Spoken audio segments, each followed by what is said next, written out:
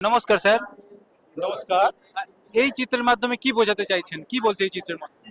এই চিত্রের মাধ্যমে যেরকম বোঝানো হচ্ছে যে আমরা যেরকম ইয়েতে যে উত্তর দক্ষিণ পূর্ব পশ্চিম ফিরতা দানে দানে নো সর্বকলা সদ্গুরু সাহেব কি হরি আয় হরিয়ানন 8 सितंबर 1951 হরি প্লাস আনা ইসিলে এই জন্য ওকে মানে বলা হয় যে হরিয়ানা রাজ্য।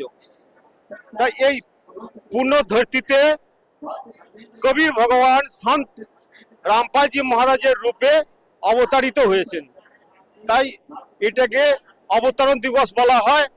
আর এইটা 75তম অবতরণ দিবস মানানো হচ্ছে। মানে আপনি বলতে চাইছেন এই যে হরি আয়ে হরি আনেনু, মানে হরিয়ানা যে প্রদেশের নামকরণ হয়েছে তার কারণ হচ্ছে এখানে হরির আগমন ঘটেছে। মানে হরি এখানে এসেছে তার জন্য হরিয়ানা এই প্রদেশের নামকরণ হয়েছে।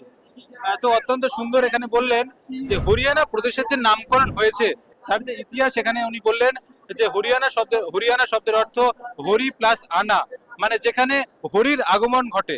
তো এই যে ধরিত্রী হরিয়ানা প্রদেশ, এখানে সন্ত রামপালজি মহারাজের আগমন ঘটেছে, তাই হরিয়ানা প্রদেশের নাম আজকে নয়, আজ থেকে প্রায় 200 বছর আগে সন্ত গরিবদাসজি মহারাজ ওনার বাণীতে উনি একটা লিখে গেছেন যে উত্তর দক্ষিণ পূর্ব পশ্চিম ফিরতা দানে দানে নু সর্বকলা সদ্গুরু সাহেব কি হরি আয়ে হরি আনেনু।